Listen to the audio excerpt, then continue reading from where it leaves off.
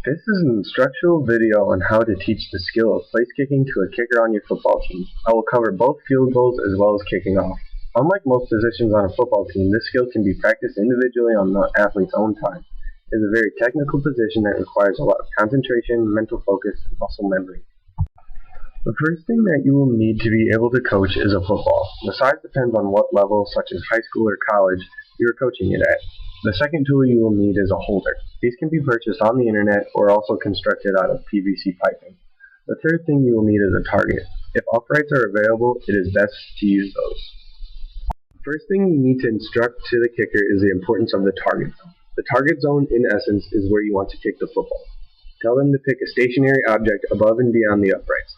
As the individual is lining up for the kick, make sure there is an imaginary straight line going from his toe through the ball and at the target zone.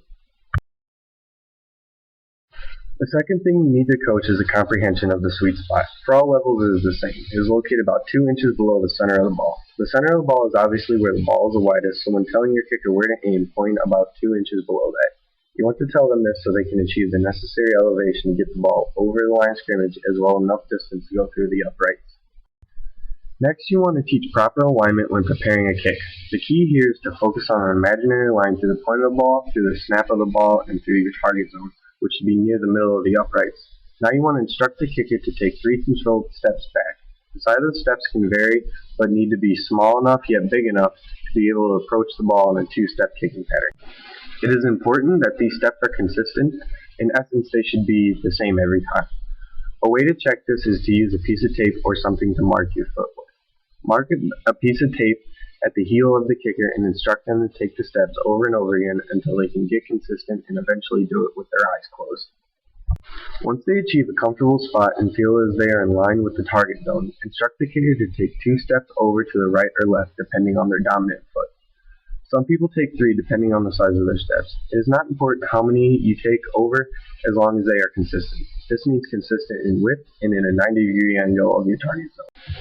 Each time they do this, make sure their steps are not too close, which will cause them to fly past the ball in the approach, or too far from the ball, which will leave them too far away from the ball to reach comfortably in a 2-step approach. Have the kicker you are instructing repeat these steps the same way you did for the 3-step drop back until they are consistent. Once that is completed, they are ready to kick the ball. After they have taken the necessary steps in the approach angle, you need to make sure they are in a relaxed, athletic, ready position. The first thing to focus on in the stance is that their feet are in the correct position. They not want to be directly pointed at the ball or directly at the target zone, but somewhere in the middle that is comfortable. This will allow them to take the steps needed to bring their hips through the target zone. Once the kicker sees the holder's hand come up to catch the ball, that is his trigger to take the first step. The first step should be with the kicking foot directly at the ball. Be sure that he does not step in or on the target line. This will cause a banana-shaped swinging motion and cause the kick to be harder to time and less accurate. The second step will be with the kicker's plant foot. Instruct the kicker to plant this foot heel to toe in that order. The plant foot should be pointed at the target zone about a foot length away from the ball. Their heel should be even with the middle of the ball. As all this is happening, the kicker's hip should be swinging through the kick and be square with the target zone on foot impact with the ball. Foot-to-ball contact is also very important. When the kicker's foot makes contact with the ball, they should have their toe locked out almost as a dancer would trying to spin on their toes. It also needs to be pointed in the half club position, which is essentially a 35-degree angle. You should make sure their kicker's contact is with the sweet spot of the ball and the hard bone on the top of their foot near their ankle. The last part of the kick is the follow-through. As the kicker's leg goes back into the swinging motion, his opposite arm should go straight out. This naturally gives the kicker balance. Now as his leg swings forward, make sure his arm pivots at the elbow and comes across his body at about chest height. This carries the momentum of his body through the kick for maximum power and height. A lot of form in field goal kicking transfers into kickoffs. Begin by instructing the kicker in taking normal walking steps back from the tee. While taking the steps backwards, make sure that he is facing the ball to keep a straight alignment. It also helps with the mental imagery for the kicker to where he wants to kick the ball. Once he takes his steps back, make sure that he checks his target line. His toes should be pointing through the ball at the aiming point of where he is trying to kick.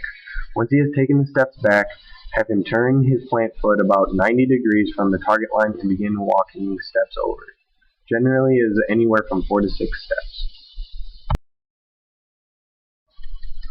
Once the kicker has found a comfortable distance, make sure they check their plant foot toe.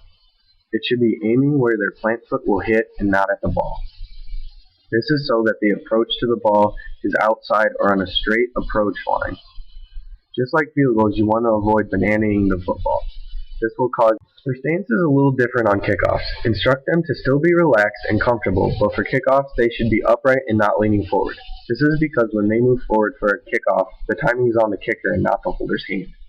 For kickoffs, you do not have to be as timely. The speed leading up to the kick for the kicker should be about 75%. Instruct them not to be at a full sprint, for this will throw the accuracy of the kickoff.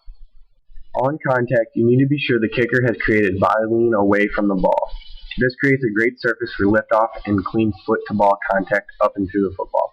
Also instruct them to land on the kicking leg, as this will help transfer the energy in and through the ball.